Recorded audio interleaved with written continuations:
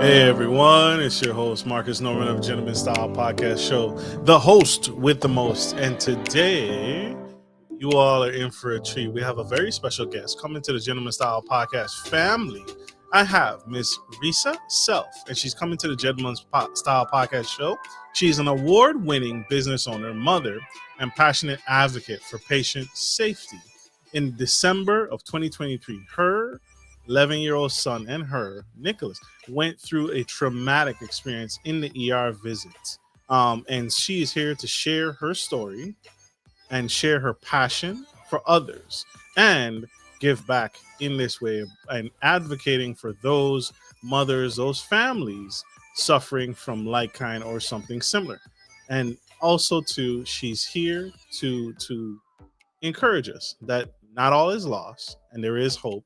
And she is that leading beacon of hope here on the Gentleman Style Podcast stage to help educate us and stimulate us into making the right steps and being proactive, not reactive, which is what she had to endure. And so, without further ado, help me welcome to this incredible lady to the stage, Miss Reasa Selph. Welcome. How are you, Miss Selph? Hi, I'm good. How are you? Fantastic. I want to start off with a light question because when I read your bio, when I read your story, it is truly powerful and it's truly a miracle and everything that you endured. Um, it was hard to read, and so I want to ask you today, how are you feeling? Like right now, at this very moment, at this very second, how are you feeling? What's your emotions right now going through your head? How do you feel? Good, bad, indifferent? I am um I'm feeling really positive about where we're at. We've made incredible strides in our story. I mean, we made the front page of the Dallas Morning News. Um, and so we know we're making headway and so with that, I'm very happy. Absolutely. I love that. I love that you're feeling really good and making headway and traction. And so before I dive into what happened with your family and what happened with your 11-year-old, I wanted to ask um what how has that changed your perspective over time, because I think that is important to give context to where how you felt about the medical industry and hospitals and where you are today so people can follow along that journey and understand that transition of where you used to sit. Because I think most of us have a general respect and admiration for our hospitals, until like law enforcement, you have a general expect respect for the people that serve until they don't, right? Until that police officer, until you dial 911 and you have a bad encounter. So I think that experience may be similar. Like we trust our doctors in the ER until we don't. And so what used to be your perspective and where it is today?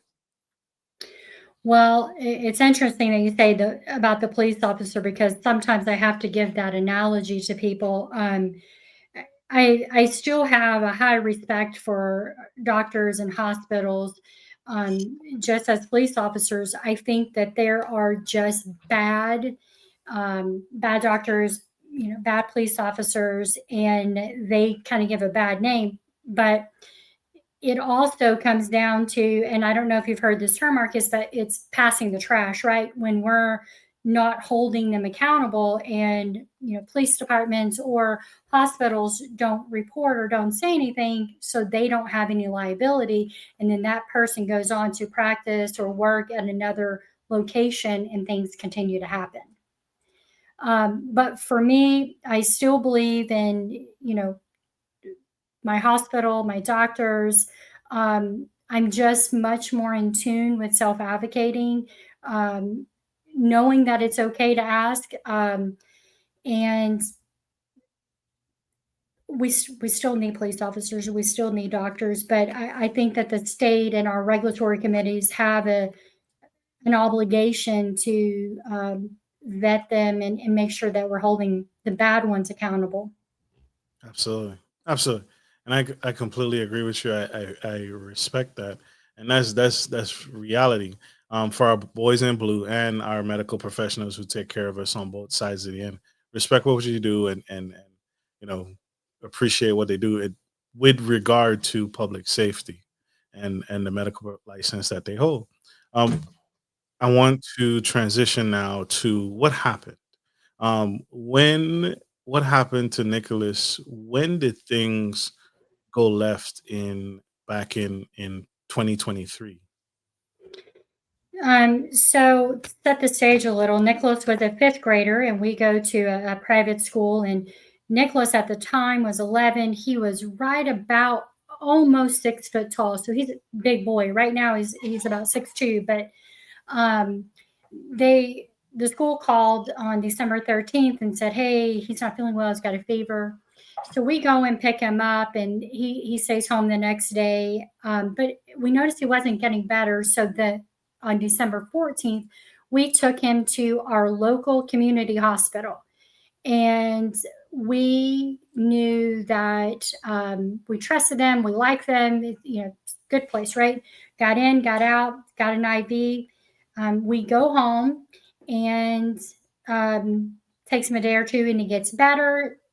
And so I think it was the 20th, not 100% on the dates, but the 19th or 20th, he and I went and did some volunteer work with the other people in my office and some of our friends, and everything was great. We go home, and on the 22nd, he started feeling a little worse.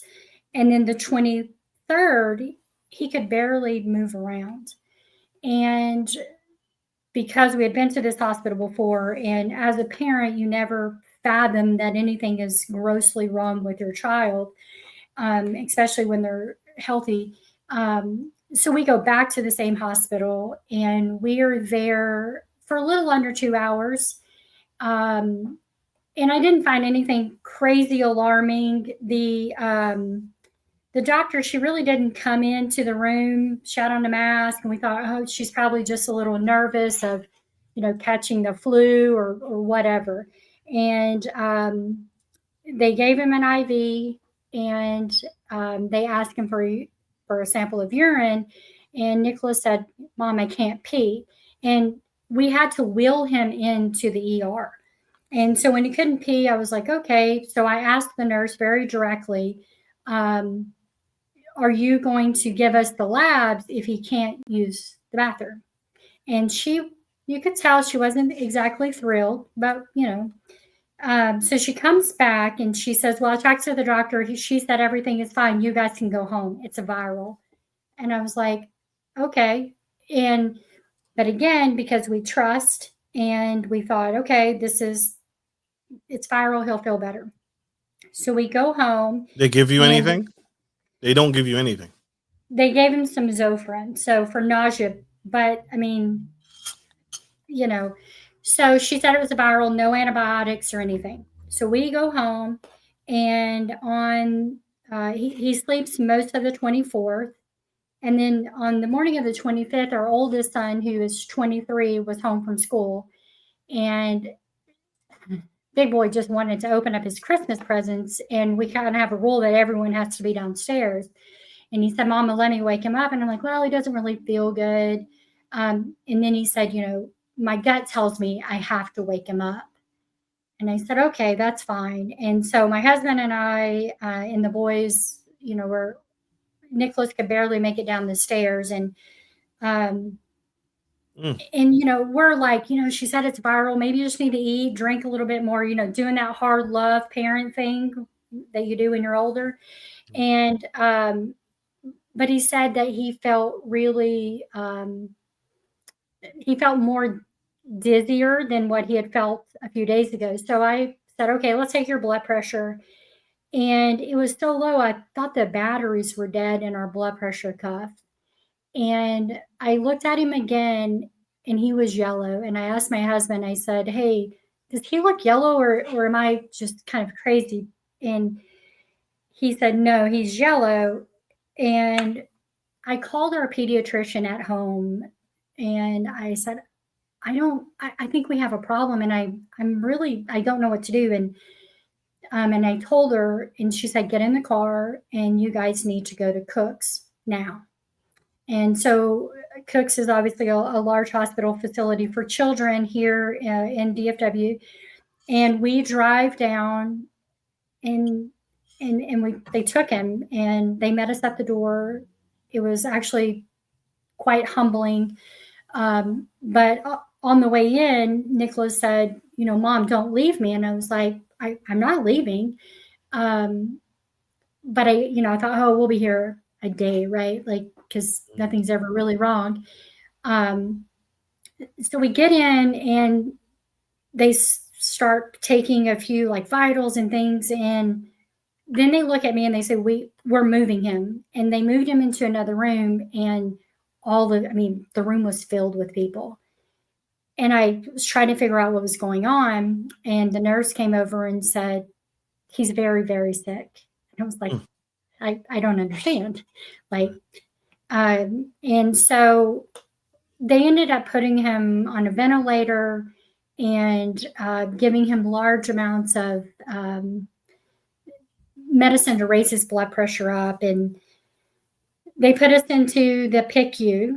And a lot of this is kind of a blur as far as timing wise, but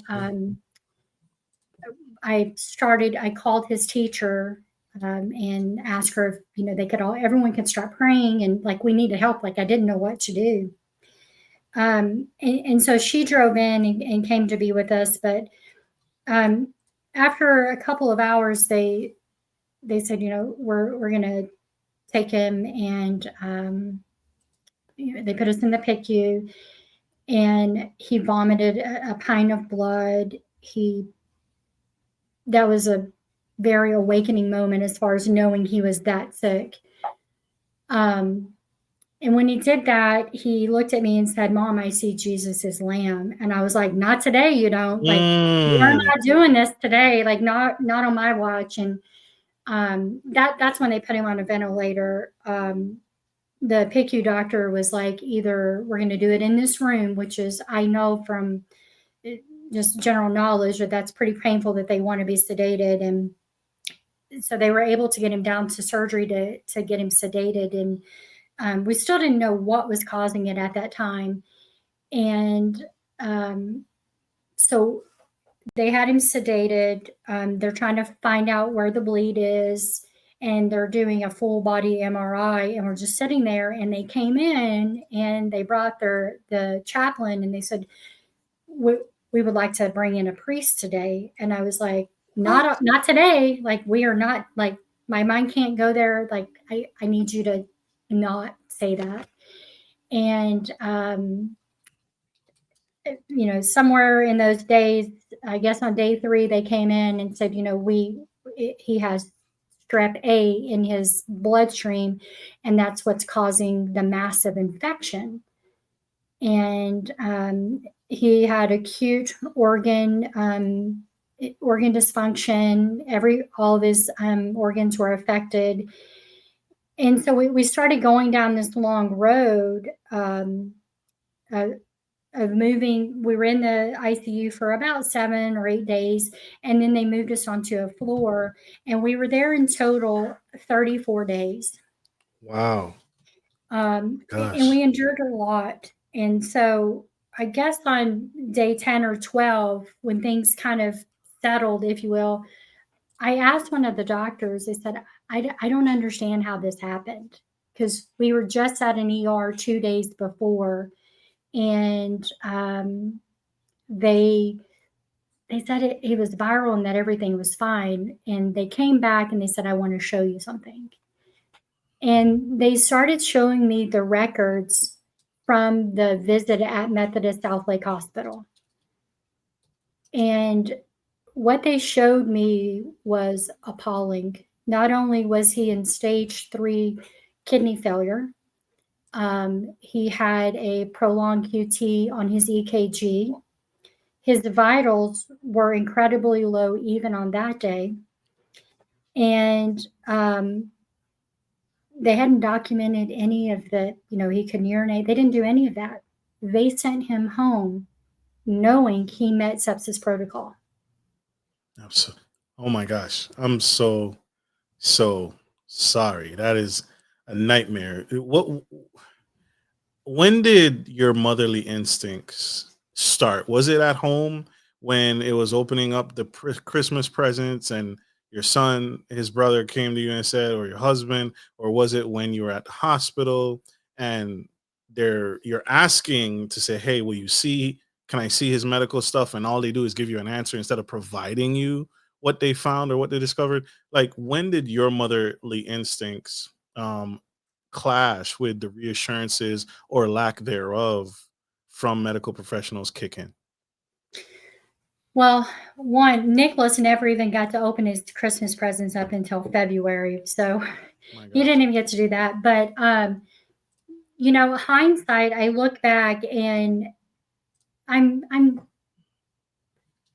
I'm pretty vocal, but on the 23rd, when she gave me pushback about me seeing the labs, something in my gut told me this is not right. And I kind of was like, like, what's going on? But I let myself believe that I could trust the hospital Yeah.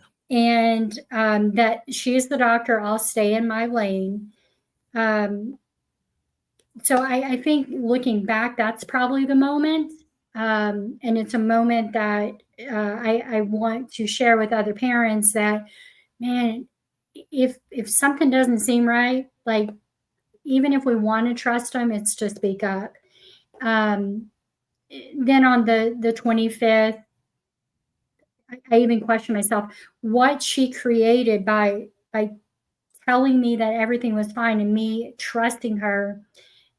It made me second guess myself. And it's something that's been a hard lesson and a lot of mom guilt to go with it.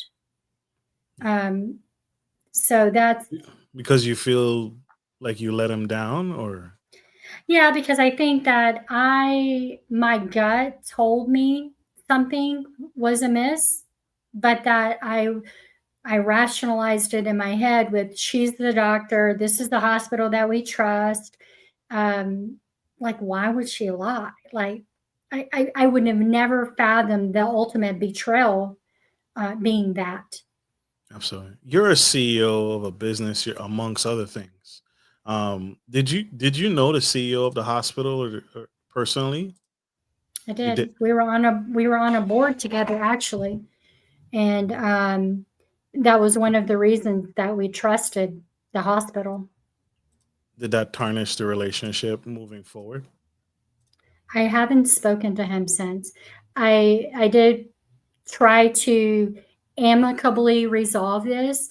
And I think there's a book about this that, and I can't remember the name of it, but most malpractice cases can be handled if somebody just admits and apologizes and does the right thing. I mean, we tried to reach out and have conversations, and then when it was very obvious that the hospital had no direct interest in um, doing anything but deny, uh, went and hired an attorney, and um, I filed for the MTALA, which is the federal violation of failure to treat patients. And they received two federal violations from Nicholas's visit. The medical board, Texas Medical Board, um, tooth and nail have had to fight, but they are now looking at whatever disciplinary actions will happen.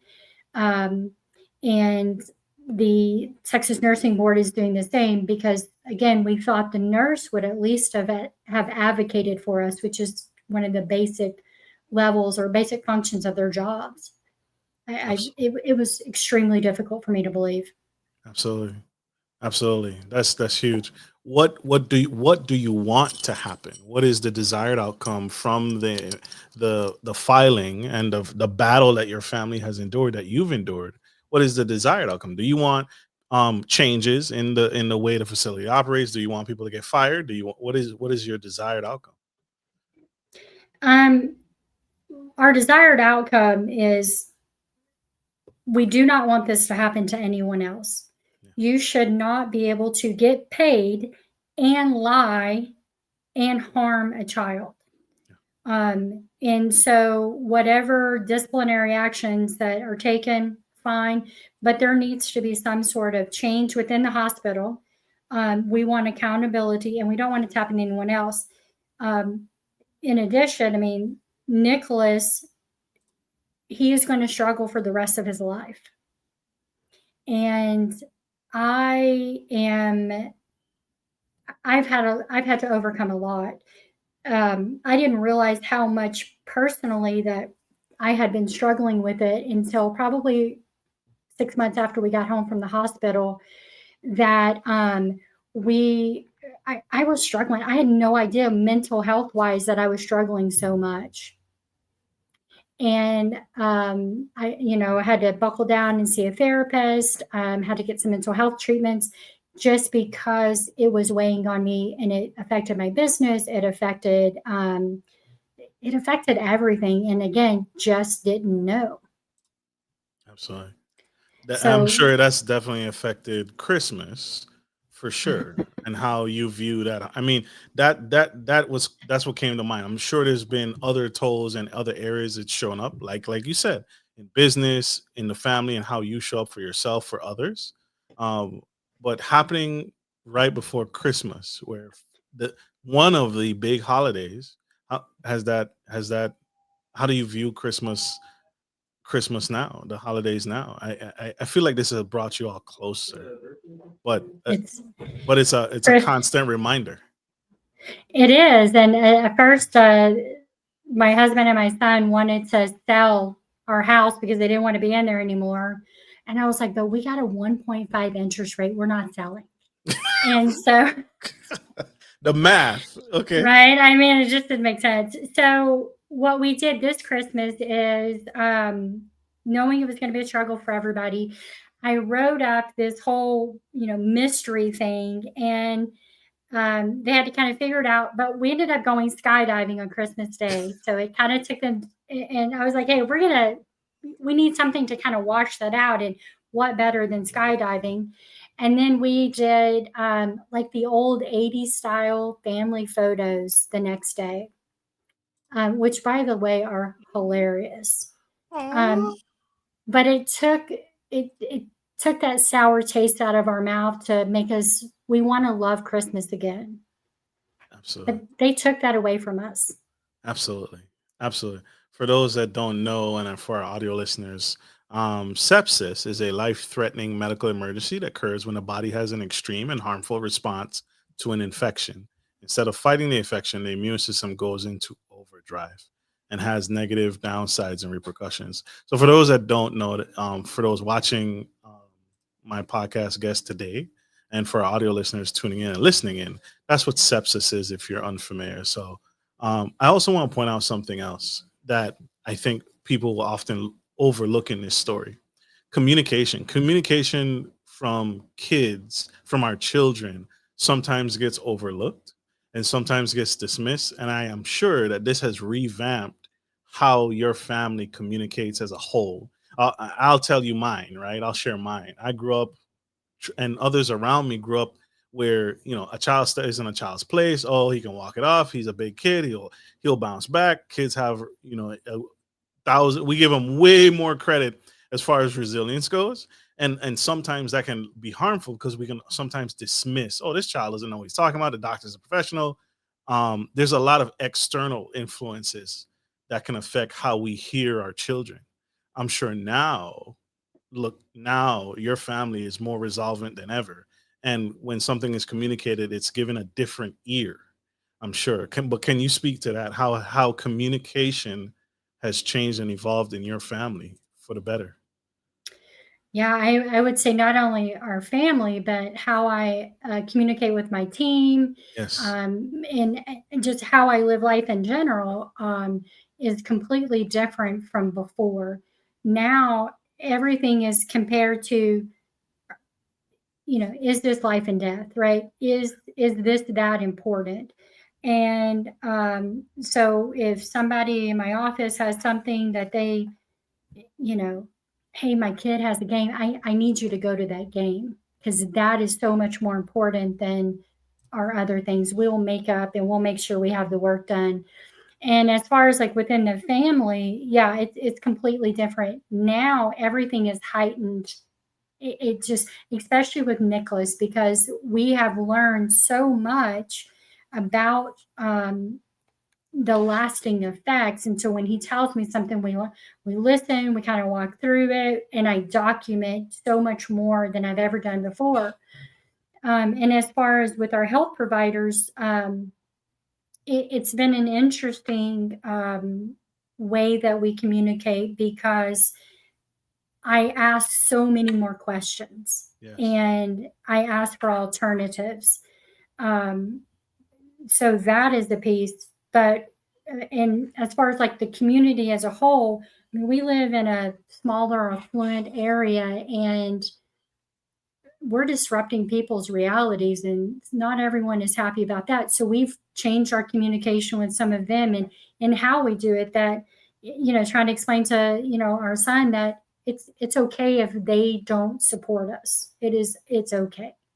Absolutely. um so I think we've probably changed the way we communicate, and we are much more thoughtful, we listen more, um so much more thorough on everything. Love it. Love it. Love it. Love it. Forgive me. Okay. I want to double back. What was the turning point for Nicholas? When did he start improving? Um, because it was all downhill. It seemed like downhill, especially when you talk to a mother about bringing in a spiritual leader, a spiritual guide. What are we doing? I don't even. I'm missing some pieces here. What's going Yeah. on? So when did things start turning around? um it was, I think, up until even leaving the hospital, there was a lot. um his infectious disease doctor actually had left to go on vacation while we were in the PICU. And when she came back 7 days later, she said, "I didn't think I would be here." And I was really baffled by that. And then she explained that so few children ever survive the amount of or septic shock in with strep A. And the moment that it changed, I'm gonna say it was probably around day 7 or 8. And I don't know what it was, but the whole situation changed my faith, because there was one day that Nicholas said, "Mom, it's okay if I die." And I was like, "It's really not, because then I can't go home because I committed to staying with you."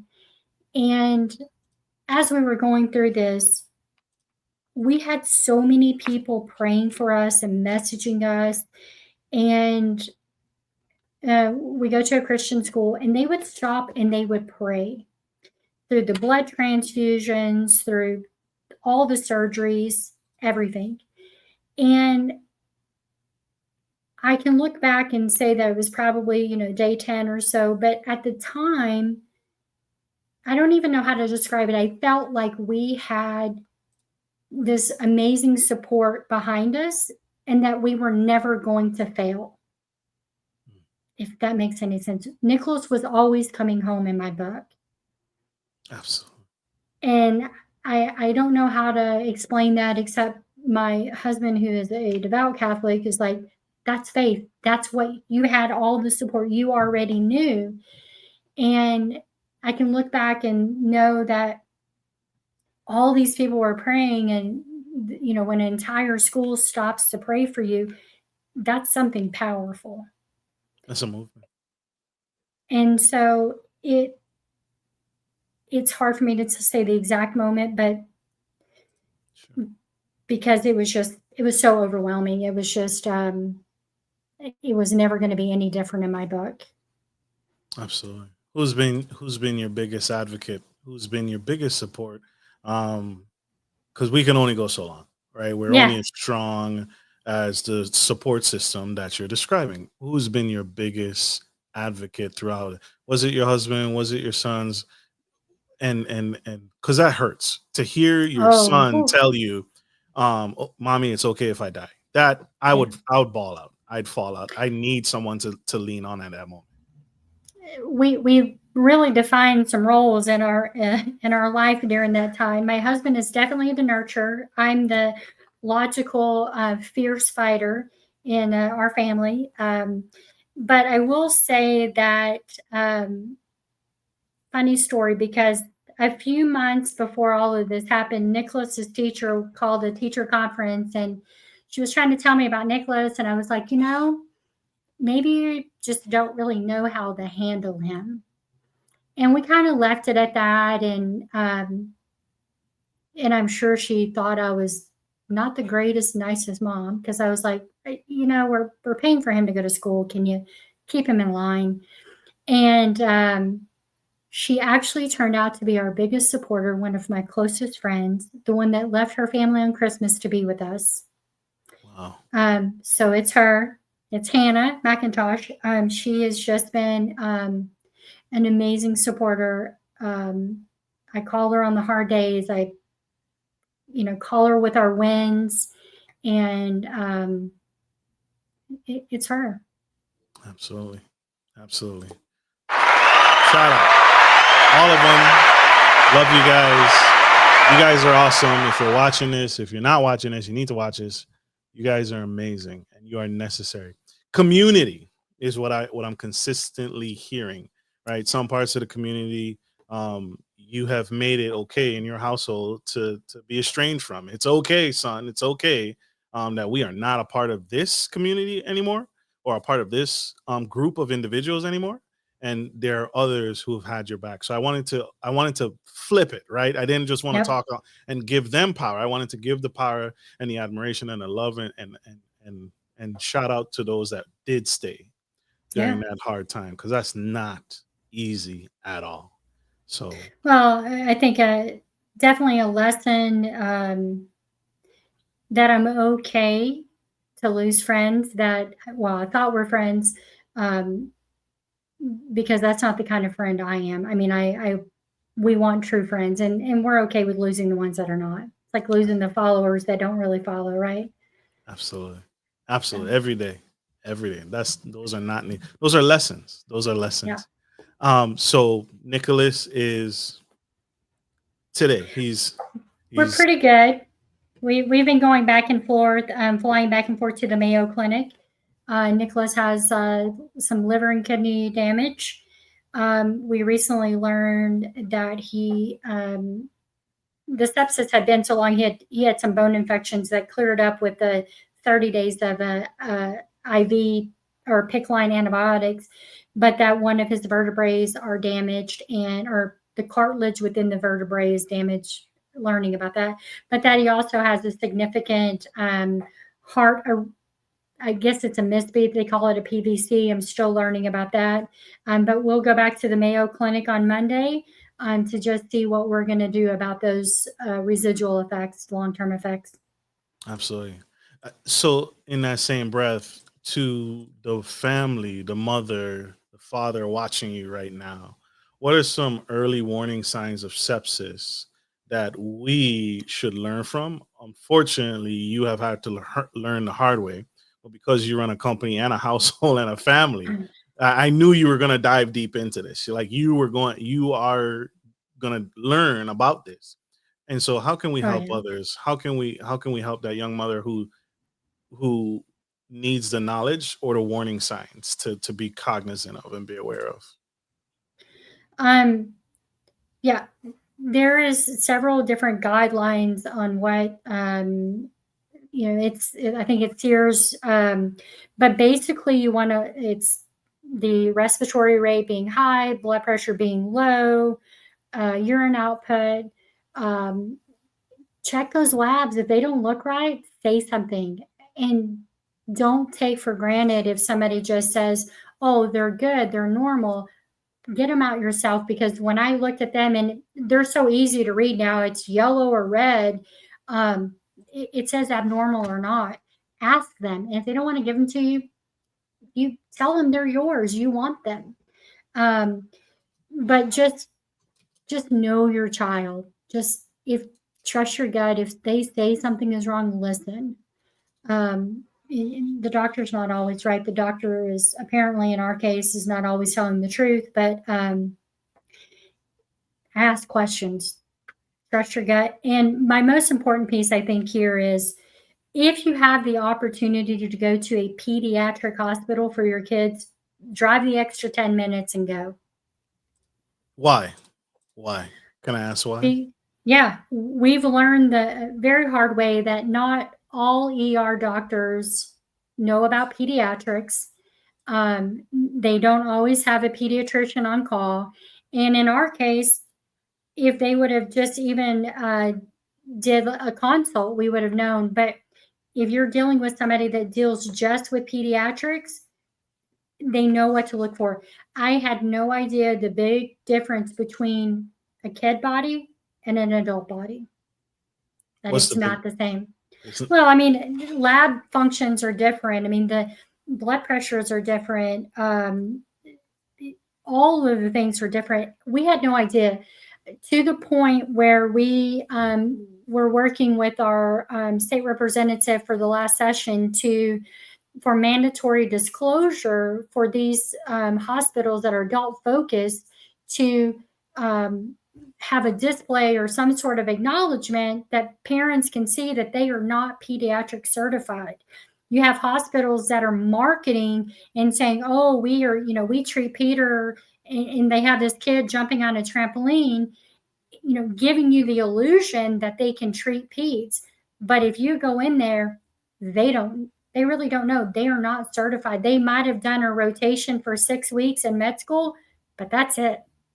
mm, mm. What comes to mind with all of this is bait and switch. I feel like they were tossing you around, tossing your family around, and uh, you had me. I was really confused when they sent you home. I was really confused when someone says they can't urinate. Oh, it's bacterial. Go home.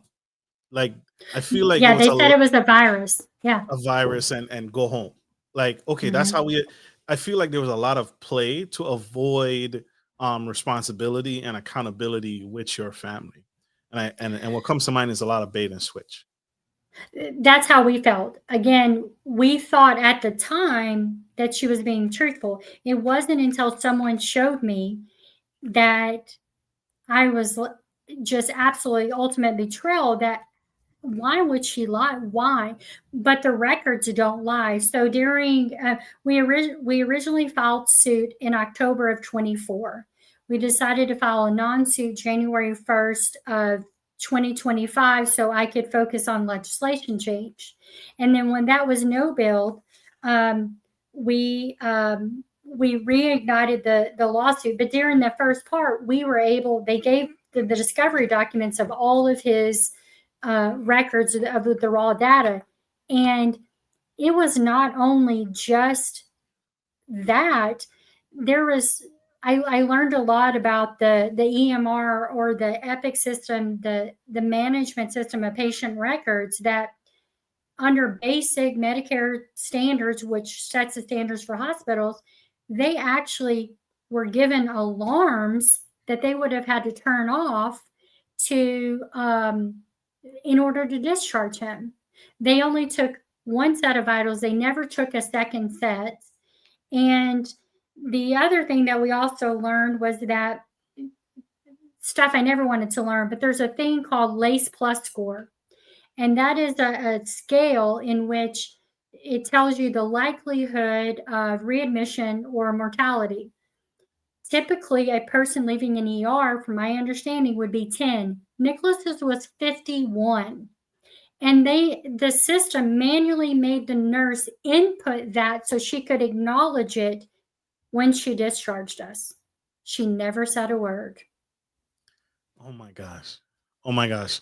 So, so this is the data, the analytical data that plugs out a number to say what is the likelihood of this person returning to the ER, Yeah.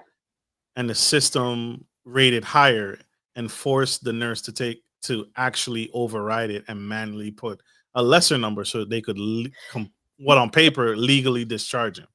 No, it made her put in the number 51 so it could acknowledge that she saw it.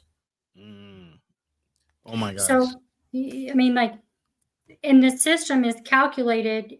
And I mean, obviously, there's a lot that goes behind it because Epic is a massive system for most hospitals. And so it aggregates the data and tells you what the issues are. It pops up and says, this patient meets sepsis criteria. You have to turn it off. We didn't know that at the time. These are all things I've learned since. Jeez, Louise. And Go ahead. Marcus, I think the most appalling piece of all of this is not that Methodists looked at us in our face around the first lawsuit with the federal violation in hand and said, we don't know what you're talking about. That's probably not the most appalling. The most appalling is that that doctor remains with privileges at that hospital, and the nurse was promoted. What? Yeah. But this is all in the suit that was filed. Yeah. And so that's terrible. And they're still operation, still practicing, still in place, no suspension, no nothing. It's completely that's deranged. That's scary because who else could they possibly do this for? Who have they done this for in the past? That's Uh, when our absolutely story made the front page of Dallas Morning News and then it made the Star Telegram on the next day, which was a Sunday, I literally got hundreds of messages. And there's a lot of other similar stories for the same hospital, some of them of the same doctor. And I asked them, hey, you should file a complaint. They're, oh, well, we tried and no one got back to us, or we're scared. I mean, I actually had somebody in a mom's group accuse me of having Munchausen syndrome for advocating for my child. And one of the people said, we don't want that to happen to us. And so I gave them some ways that they could file a complaint anonymously, but that is scary when we don't want to speak up. yeah, absolutely. I want to speak a little bit to the money. How much has this cost your family? Can you share? Are you able to Yeah, share? I'm free to share. Um, we have put out of pocket, not including our hospital stay, a little over like $1.5 million of finding special. And I will give a disclaimer that we flew to Michigan several times to see a specialist that would only take cash, and we paid an annual fee for that. We're flying back and forth to the Mayo Clinic. We're doing a lot of stuff because there's not a lot of data on pediatric survival of sepsis, and some of our first go around, for instance, they had him do all these sleep tests because they thought he had sleep apnea. It turned out he doesn't have sleep apnea. That's where we figured out at Mayo Clinic that he has the PVC that, is obviously alarming because he's a football player with all the abnormal beats. But we keep asking, we going down and trying to make sure we're getting the right answers. So between all of that, we've drained our retirement. Full disclosure. That's tragic, and I'm sorry, and I'm so sorry. That is a nightmare. It it also aligns with how far would you go for your own child, right? I'll sell my house tomorrow. Right. I It's mean, like this is how we look at it at our house. Nicholas, he has such a big heart, and we talked about that it's okay that it's us because one, we've been able to financially survive. Two, we were able to get him the help he needed. And three, he survived. And he survived where other kids that are literally half his size because he's so big would not have survived. He has a friend that's like a type 1 diabetic. He would have never been okay. These would have been different conversations. So we are grateful that we have all of these things in our favor, that I own an advertising agency where I know how to reach out to media. We know how to get things and get attention because we want change. absolutely, and deserve it, rightfully deserve it. Something has to change. when a medical system fails that bad, that drastically, what do they always say? One life is too many, right? We want, right, is, oh, that hospital has a death rate of 10%. Well, that's one person, that's a lot of people. I don't care how low the number is. And the fact that there's not enough data around pediatric care and sepsis diagnosis and misdiagnosis is scary. It's as long as we've hailed ourselves as a leading medical in Western medicine, that's scary that there's not enough data to support this. Well, I think for us, if it would have been a missed diagnosis, we could have been a little more understanding. This was, in our opinion, a criminal negligent act. And because if you or I do something that negligent in our profession, we're probably going to jail or we're going to pay somebody. And the white coat immunity, we've really felt it, and that's one of the reasons that we are pushing back, because this is not okay. It is not okay that that it's one child or five. I mean, it should not happen. Period. At all. I wanna triple back on EMTALA. How does EMTALA law protect families, and how was it violated in your case specifically? Again, can I think that's significant because when it comes to law, we Mhm. we play ignorant, or we oftentimes get ignorant. It's when you drive down the road and you get a speeding ticket. I'm sorry, I keep going back to the correctional officers. That's okay. I'm I not mean, it's a good analogy. right. It's like you go down the road, you get pulled over, and then what do they say? Did you know what the speeding limit is? No, I didn't. And they think ignorance protects them. And so we are so ignorant to the laws that protect us and are in place. So can you speak to EMTALA, and how has that played a significant role in your case and your and getting this suit passed and pushed through? Well, one of the things we knew, and I could be mistaken, but my understanding is we are the first pediatric ER case in the state of Texas in well over 20 years. And when we we first got started, I think my lawyer, God bless him, probably was like, "Oh man, this is going to be tough." And I said, "Let me do my work." And I started researching because I couldn't understand what happened, and but I knew that there had to be some laws around it. And so I started understanding what the federal piece is. And so EMTALA says that you have to stabilize a patient. You can't deny them. And I may be wrong, but it probably was really set up based on not denying people for insurance, but it's still applicable here. And failure to treat and use your medical capabilities. So they were able to give them two what they call deficiencies on failure to stabilize and failure to utilize medical testing, because she never did a CBC.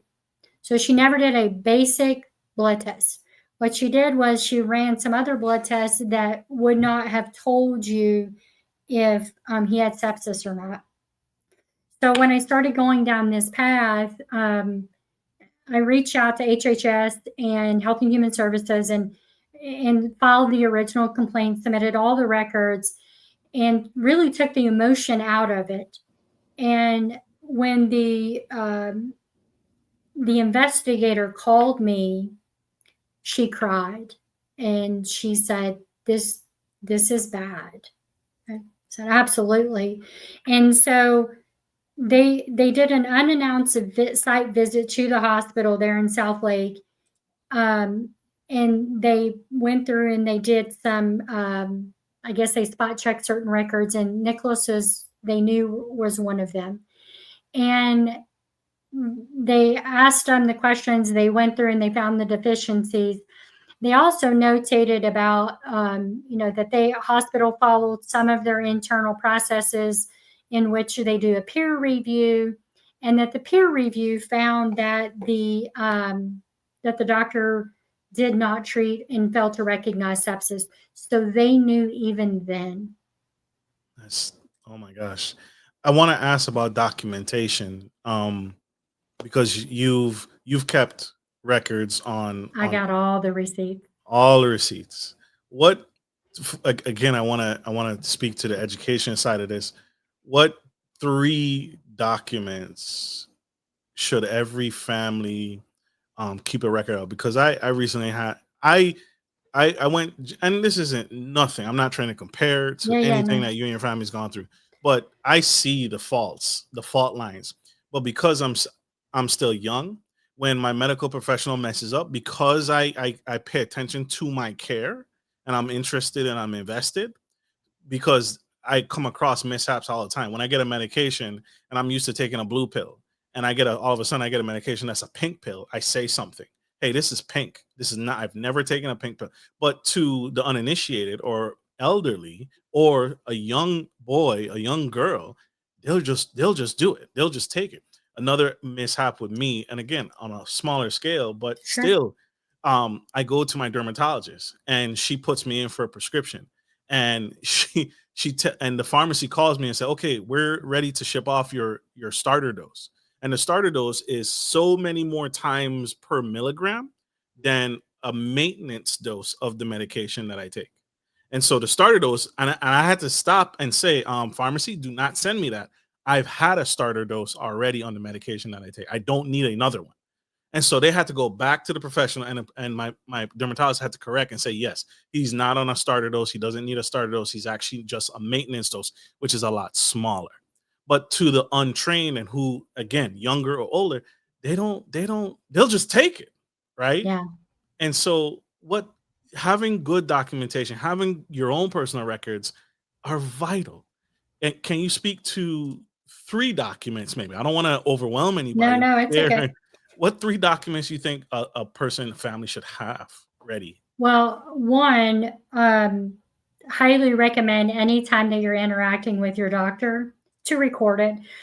Just turn on your recorder, your plod, whatever. I know not everyone is thrilled about that, but the reality is one, you can miss something, but two, it allows you to have a record because they're going to go back in and type in the record.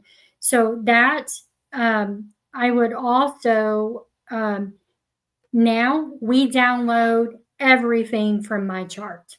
Mhm. As soon as they put it up, we download it and I keep a record.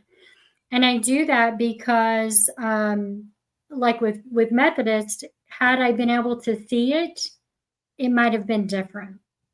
Um, so having that copy, but it also, if you're going from one doctor to another doctor, or like our pediatrician to the Mayo Clinic, and somebody asks a question, we want to have the document. And a lot of times their systems, they may have it, they can't find it, or whatever. So always download everything that you can get in your My Chart.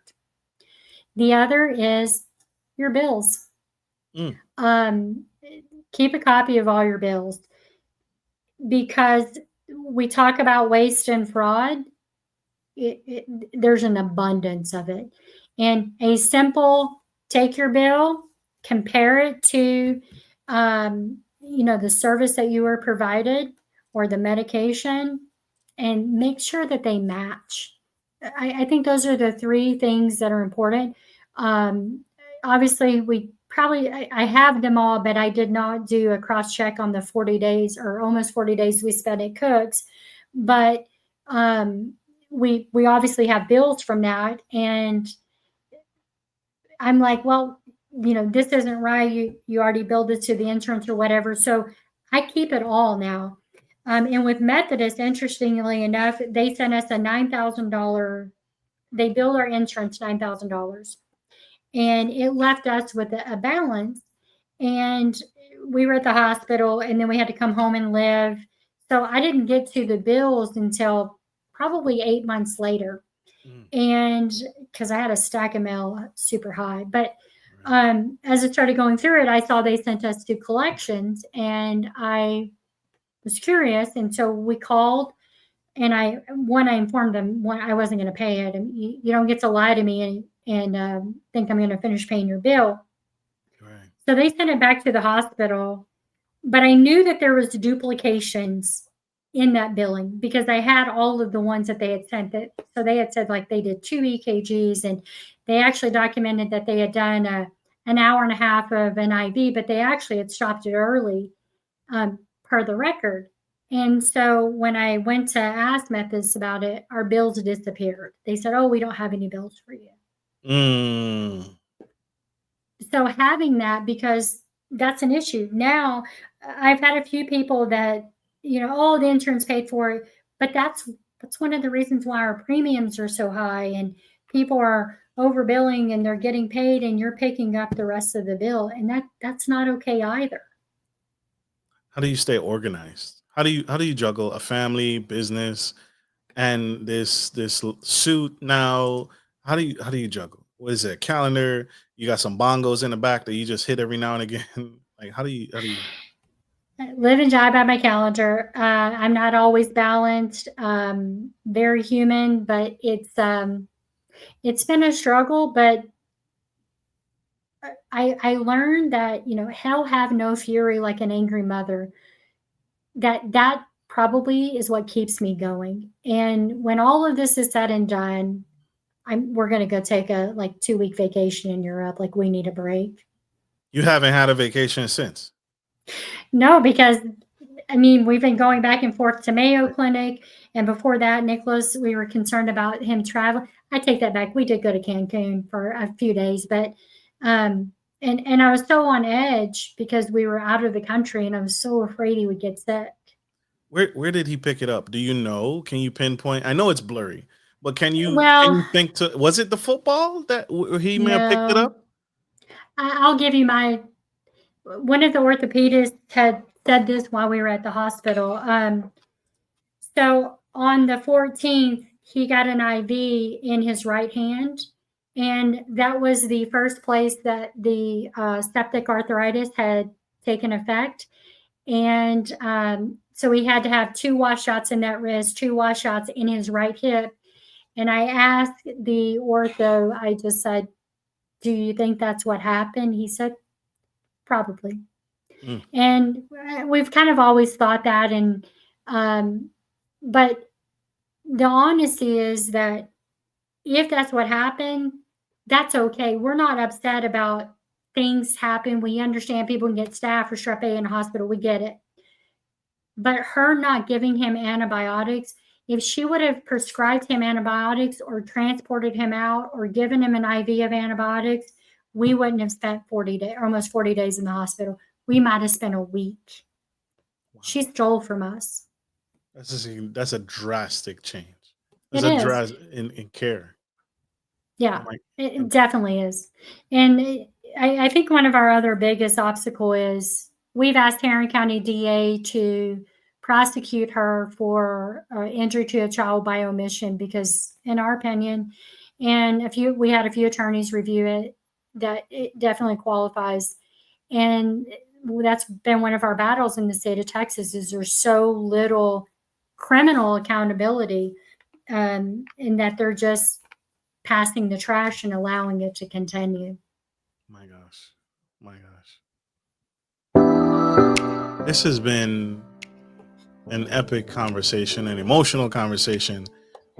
Miss Self, I am with you. I am continuing to pray for you. I'm glad Nicholas is okay. Is he still in football? Can he still do football or He is. He has a game tomorrow night, and Jason Witten is our coach. And so the boy lives and breathes Cowboys. And so I don't think there's going to be a lot that stops him. Um, so when he told me, he said, if the cardiologist says I can't play, I'm just going to play anyway. And I was like, no, son, you won't. But he's a diehard fan. So, we let him think that. We let him oh, think. yeah, we'll let him think. You have But shared. Yeah, go ahead. Go. no, I was gonna. He's 6'2", 225 pounds. He's a beast. He's made for football. Ah, love it. Love it. Love it. Miss Self, you've shared so many nuggets. You've gave this episode so much, and I appreciate you for that mother watching you right now. You shared so many tips. If you had one more tip in the hat, something that you wanted to share that I didn't quite ask you, but you wanted to share to that young mother watching you, what would you say to her who has questions, has doubts? her medical professionals are giving her advice, but she doesn't feel quite right. What would you say to her right now? Trust your gut. God gave us mom instincts for a reason, and it's okay to speak up. It's okay to fight back. It's just all in the way you do it, but somebody will hear you. Absolutely. Absolutely. Thank you so much for being here. I want to say this to you publicly. Um, don't give up. We need you. Thank We you. need what you're doing. We need the mission that you're on to change this. Nothing changes unless, again, we speak up. How can people connect with you? How can people support you? How can people support the Self family? So we have a Justice for Nicholas hashtag, and we do have a website. You can just go and read. We have all the documents. We've been extremely transparent. It's methodistsouthLakeTX.com. Absolutely. Absolutely. Love it. Connect, connect, connect, y'all. If you all don't remember anything, connect with me and I will get you what you need to get connected to this family and support the mission they're on and use that hashtag. Absolutely. We Yep. support Nicholas. Check him out. Check him out. All right, y'all. We are unfortunately out of time. We have to let this incredible woman go. She has many more families to impact, many more lives to change, many more news.